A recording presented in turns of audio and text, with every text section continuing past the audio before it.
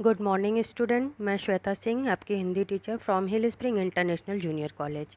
आज हम हिंदी का 5वां पाठ मध्ययुगीन काव्य पढ़ेंगे। इसका अभाग भक्ति महिमा पढ़ेंगे।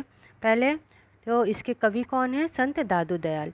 इनका जन्म 1544 ईस्वी अहमदाबाद गुजरात में हुआ था और इनकी मृत्यु सन 1603 ईस्वी में हुई थी। ठीक है बच्चों। और इनकी प्रमुख कृतियों में अनभयवाड़ी और कायाबेली आदि कृतियाँ इनकी प्रमुख कृतियों में आते हैं। इनकी विशेषता है कि ये निर्गुण भक्ति शाखा के कवि थे। तो ये निर्गुण भक्ति शाखा क्या होता है?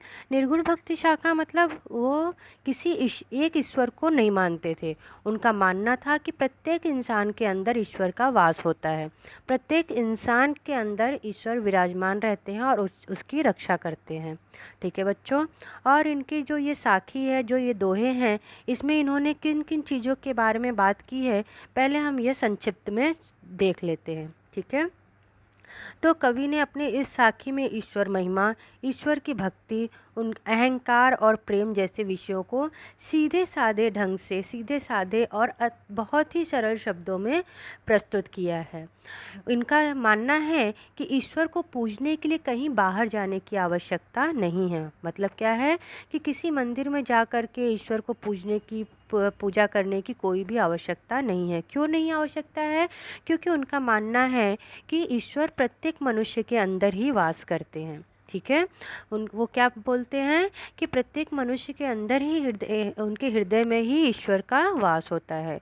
ईश्वर के नाम से ही जो इनका पत्थर हृदय होता है, जो बहुत ही कठोर मन के होते हैं, उनका भी मन पिघल करके मक्खन के समान मुलायम हो जाता है। ठीक है। और क्या बोलते हैं वो? और क्या उनके दोहे में है कि प्रेम का एक अक्षर पढ़ने वाला भी और पढ़ने वाला या समझने वाला ही ज्ञानी होता है। मनुष्य के अंदर अगर अहंकार होता है, उनका मानना है कि प्रत्येक मनुष्य के अंदर जो है ईश्वर का वास होता है, लेकिन अगर किसी मनुष्य के अंदर अहंकार की भावना होती है तो उसके अंदर ईश्वर का वास नहीं होता है, उसके अंदर ईश्वर नहीं विराजमान होते हैं और वो अहंकार ही उस मनुष्य को मार देता है। ठीक है बच्चों। और उन्होंने क्या बताया है कि जिसकी रक्षा स्वयं भगवान करते हैं, स्वयं ईश्वर करते हैं, वही इस जो मोह माया की जो मोह माया का जो ये संसार है उससे पार पाया है, उससे उबर पाया है। ठीक है। ईश्वर एक है, वह सभी मनुष्यों में इस विराजमान रहता है और सभी को एक समान रूप में देखता है। यही सारी बातें कवि ने अपने इन दोहों में बताया है। ठीक है। तो हम एक एक करके हम पहले दोहे पढ़ेंगे और फिर उसके बाद उसका भावार्थ देखेंगे। ठीक है। तो पहला दोहा हम देखते हैं कि माखन मन पाहन भया, माया रस पिया, पाहन मन माखन भया, राम रस लिया। ठीक है। तो इसमें हम पहले कठिन शब्दों को देख लेते हैं कि माखन मतलब मक्खन, मन मतलब आपके अंदर का जो मन होता है, पाहन मतलब पत्थर, भया मतलब हुआ। ठीक है। और राम, यहाँ पे राम किसी एक भगवान के बारे में नहीं बता रहे हैं, वो ईश्वर के बारे में बता रहे हैं। तो इस दोहे में कवि दादू दयाल ने बोला है कि ईश्वर की जो महिमा है उसका बखान करते हुए मोह माया में लीन रहने वाले लोगों और ईश्वर का नाम लेने वाले भक्ति करने वालों के बीच का जो अंतर है उसको स्पष्ट किया है। तो चलिए पहले हम इसका भावार्थ देखते हैं। क्या? माखन मन पाहन भया, माया रस पिया। कवि का कहना है कि जिसका मन मक्खन की तरह एकदम कोमल है, परंतु उसके पास धन संपत्ति, पद प्रतिष्ठा, यश कीर्ति, प्रेम मान सम्मान इत्यादि है, तो वे इन सब के मोह माया में पड़ जाता है और उसका मन जो है वो कैसा हो जाता है? इन सबके चक्कर में पड़कर उसका मक्खन जैसा, क्या बोल रहा है? माखन मन पाहन भया। तो उसका मक्खन जैसा मन भी पत्थर के जैसा कठोर हो जाता है। ठीक है। समझ में आया? तो कठोर तो उसको केवल अपना फ़ायदा नज़र आता है, उसको दूसरों के कष्ट तकलीफ़ के बारे में कोई भी एहसास नहीं होता है। जैसे बहुत बार हम सुनते हैं कि जो लोग गरीब को देखकर भी उसकी सहायता नहीं करते हैं, तो उन्हें लोग कहते हैं उसका मन पत्थर जैसा हो गया है। ठीक है, समझ में आया? तो आगे हम देखते हैं कि पाहन मन माखन भया, राम रस लिया। और दूसरी तरफ वो कवि क्या कहते हैं कि जो ईश्वर के रस को पीने की बात करते हैं, अर्थात जिन्होंने भक्ति का रस पी लिया है, जिन्होंने ईश्वर का स्मरण किया है, उनका पत्थर जैसा मन भी मक्खन के समान कोमल हो जाता है। अर्थात उनके हृदय में प्रेम भाव जाग जाता है और वे अच्छाई के मार्ग पर चलते हैं। ठीक है, इसी तरह से इनके अगले दोहे को भी देखते हैं, जिसमें इन्होंने ईश्वर और अहंकार की बात की है। तो पहले हम दोहा पढ़ लेते हैं। जहाँ राम तह मैं नहीं, मैं तह नाही राम, दादू महल बारीक है, द्वय कु नाही ठाम। इस दोहे के माध्यम से कवि ने ईश्वर और मैं यानी अहंकार के बारे में बताया है। तो जहाँ राम तह मैं नहीं, मैं तह नाही राम। तो दादू दयाल जी कहते हैं कि जहाँ राम मतलब यहाँ पे राम भगवान के बारे में नहीं बताया जा रहा है, यहाँ पे एक ईश्वर के बारे में बताया जा रहा है जो प्रत्येक मनुष्य के अंदर विराजमान रहते हैं। तो क्या बता रहे हैं कि ईश्वर है, जहाँ ईश्वर है वहाँ मैं मतलब क्या, अहंकार, वहाँ अहंकार नहीं रह सकता है, और जहाँ अहंकार है वहाँ ईश्वर का वास कभी नहीं होता है। जैसा कि हम सब जानते हैं कि जो पापी व्यक्ति होते हैं वे भगवान को याद नहीं करते हैं, वे केवल दूसरों को परेशान करते हैं, केवल अपने फ़ायदे के बारे में सोचते हैं। परंतु जो लोग ईश्वर भक्ति में लीन रहते हैं वे अपनी स्थिति में ही संतुष्ट रहते हैं और उन्हें किसी चीज़ की लालच नहीं होती है। और क्या बता रहे हैं, दादू महल बारीक है, द्वय को नाही ठाम। और दादू दयाल जी कहते हैं कि मनुष्य का हृदय ऐसे पतले महल के समान है, ऐसे पतले रास्ते के समान है, बारीक मतलब क्या, पतला रास्ते के समान है, जहाँ अहंकार और ईश्वर दोनों एक साथ वास नहीं कर सकते हैं, दोनों एक साथ नहीं रह सकते हैं। जैसा कि आपने सुना होगा कि एक म्यान में दो तलवार नहीं रह सकते हैं, उसी तरह एक ही मनुष्य के अंदर अहंकार और ईश्वर दोनों नहीं रह सकते हैं। तो संक्षिप्त में हम ऐसा बता सकते हैं कि जिस व्यक्ति के अंदर अहंकार की भावना होती है उस व्यक्ति के अंदर ईश्वर नहीं रहते हैं, और जिस व्यक्ति के अंदर ईश्वर का वास होता है उसके अंदर अहंकार की भावना नहीं होती है। ठीक है बच्चों, तो आगे हम देखते हैं उनके अगले दोहे की तरफ। दादू गावे सूरति सौ, बाणी बाजे ताल, यहू मन नाचे प्रेम सौ, आगे दीन दयाल। गावे मतलब गाना, सूरति मतलब स्मरण करना या याद करना, बाणी मतलब बानी बोलना, बाजे मतलब बजना, और दीन दयाल मतलब ईश्वर। ठीक है, तो कवि क्या बोल रहे हैं, दादू गावे सूरति सौ, बाड़ी बाजे ताल। दादू दयाल जी कहते हैं कि वे तो पूरी तरह से ईश्वर की भक्ति में लीन हैं और उस स्मरण शक्ति के सहारे ईश्वर की प्रार्थना करते हैं। दादू कहते हैं कि जब वे ईश्वर को याद करके गाते हैं तो उनकी वाणी, उनकी जो आवाज़ है, उनका गाना ऐसा लगता है जैसे ताल बज रहा है, जैसे कोई म्यूज़िक बज रही हो। ठीक है बच्चों, तो आगे उनकी दूसरी लाइन में क्या है, यहू मन नाचे प्रेम सौ, आगे दीन दयाल। आगे वे कहते हैं कि ईश्वर को याद करके उनका मन प्रेम से नाच रहा है, और वे कहते हैं कि ऐसे व्यक्ति का ईश्वर विशेष रूप से ध्यान रखते हैं। ठीक है, अभी अगले दोहे की तरफ देखते हैं। जे पहुँचे ते कही गए, तिनकी एक बात, सबे साधो का एक मत, बीच के 12 बाट। क्या बोल रहे हैं, जे पहुँचे ते कही गए, तिनके एक बात। दादू दयाल जी कहते हैं कि जो पहुँचे हुए लोग हैं, अर्थात क्या, जो लोग ईश्वर की भक्ति के माध्यम से भवसागर को पार कर लिया है, उन लोगों का एक ही कहना है कि भक्ति का सहारा लेकर ही ईश्वर को प्राप्त किया जाता है। सबे साधो का एक मत, बिच के 12 बाट। और क्या बोल रहे हैं कि सभी संतों का, सभी साधुओं का भी यही एक मत है। वे कहते हैं कि अन्य लोग जो जीवन उद्धार के लिए अलग अलग मार्ग बताते हैं, वे केवल हमें भ्रमित करते हैं, केवल हमें गलत मार्ग पर ले जाते हैं। इसलिए हमें केवल एक मत, एक मार्ग को अपनाकर भक्ति में लीन होना चाहिए। और हमें जो अनेक मार्ग दिखाए जाते हैं, उससे हम कभी भी अपने लक्ष्य तक नहीं पहुंच सकते हैं। अतः अगर हम अपने लक्ष्य को पाना चाहते हैं, अगर हम अपने लक्ष्य को प्राप्त करना चाहते हैं, तो हमें एक लक्ष्य पर, एक मार्ग पर चलना पड़ेगा। और तब तक हमें प्रयास करते रहना चाहिए जब तक हमें वह लक्ष्य प्राप्त न हो जाए। ठीक है, तो आगे हम देखते हैं अगले दोहे की तरफ। दादू पाती प्रेम की, बिरला बाचै कोई, वेद पुराण पुस्तक पढ़े, प्रेम बिना क्या होय। कठिन शब्द देखते हैं। पाती मतलब पत्र, बिरला मतलब बहुत से लोगों में से कोई एक, बाचै मतलब पढ़ना, वेद पुराण मतलब वेद और पुराण की बातें कर रहे हैं। ठीक है, तो क्या इन पंक्तियों में बता रहे हैं, इन पंक्तियों के माध्यम से प्रेम के महत्व को बताते हुए कहते हैं कि चाहे व्यक्ति पढ़ा लिखा हो या अनपढ़ हो, उसके हृदय में प्रेम का भाव होना चाहिए, तभी ईश्वर की प्राप्ति होती है। क्या बोल रहे हैं? दादू पाती प्रेम की, बिरला बाचै कोई।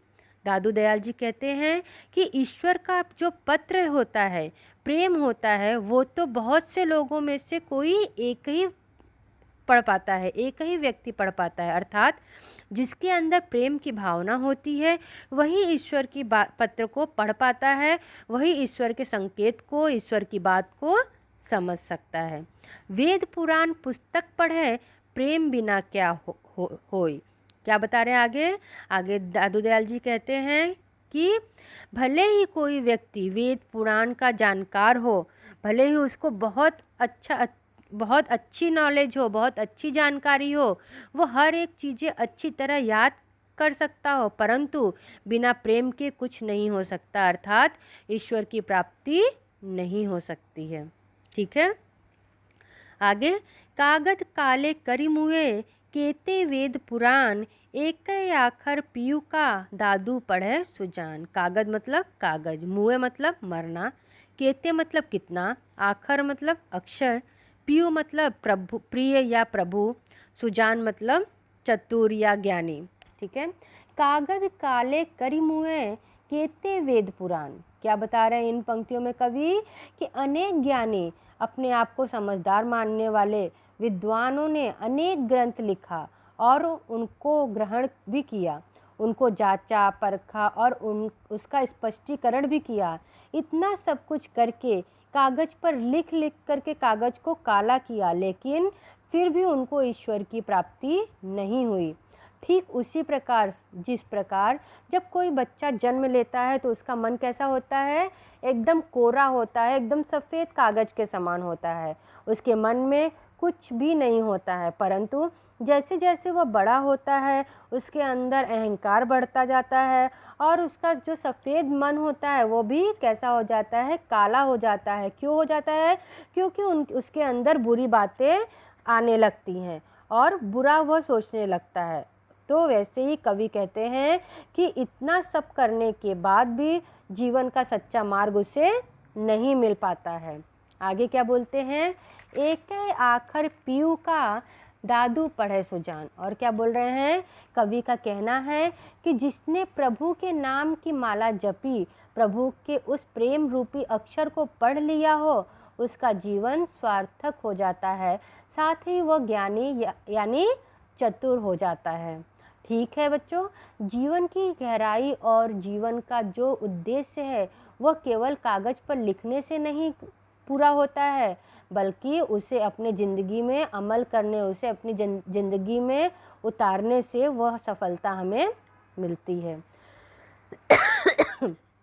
ठीक है, आगे देखते हैं। दादू मेरा बैरी मैं मुआ, मुझे न मारे कोई, मैं ही मुझको मारता, मैं मर जीवा होय। यहाँ दादू दयाल जी बताते हैं कि हमारा अहंकार ही हमें, मैं मतलब क्या? अहंकार, हमारा अहंकार ही हमारा सबसे बड़ा शत्रु है, सबसे बड़ा दुश्मन है। और कोई भी हमारा दुश्मन नहीं है, हमें कोई भी नष्ट नहीं कर सकता है। हमें अंदर से खोखला करने वाला कौन है, हमें अंदर से नष्ट करने वाला कौन है, हमारा अहंकार। अहंकार के रहते हम कुछ भी अच्छा नहीं कर सकते हैं, कुछ भी अच्छा नहीं सोच सकते हैं। ठीक है, अहंकार की वजह से अगर हमारे अंदर अहंकार हो जाता है कि मैं ही सही हूँ, मैं ही सब जानता हूँ, तो उसकी वजह से ही हमारी पराजय होती है, उसकी वजह से ही हम हार जाते हैं और हमें दूसरा कोई नहीं मार सकता है, हमारा अहंकार ही हमको मारता है।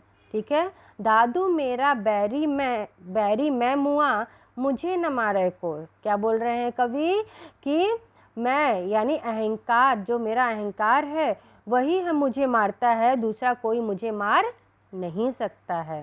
ठीक है,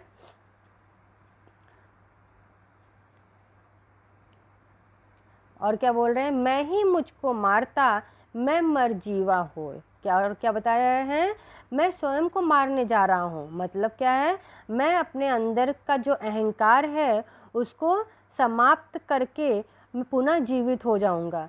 पहले मैं जीवित रहते हुए भी कैसा था, मरा हुआ सा था, लेकिन मेरे अंदर अहंकार भरा हुआ था। लेकिन अब मैं क्या करूँगा, करने वाला हूँ, जो मेरे अंदर का अहंकार है उसको मैं मार डालूँगा, ख़त्म कर डालूँगा, अपने हृदय के अहंकार को निकाल दूँगा। और जब मेरे अंदर से अहंकार समाप्त हो जाएगा तो मैं पुनः अच्छे कार्य करने लगूँगा और पुनः जीवित हो जाऊँगा। ठीक है, जिनकी राख्या तू करे ते उबरे करतार, जे तय छाड़े हाथ ते डूबे संसार। क्या बोल रहे हैं, राख्या मतलब रक्षा करना, उबरे मतलब बचना, करतार मतलब सृष्टि को रचने वाला, जे मतलब जिसे, तय मतलब तुम, थय मतलब से, ते मतलब तुम। तो इन पंक्तियों में दादू दयाल जी यह बताना चाहते हैं कि ईश्वर की शक्ति, ईश्वर की महिमा अपरंपार है। उनका कहना है कि जिसकी रक्षा स्वयं भगवान करते हैं उसे कोई भी नहीं मार सकता है।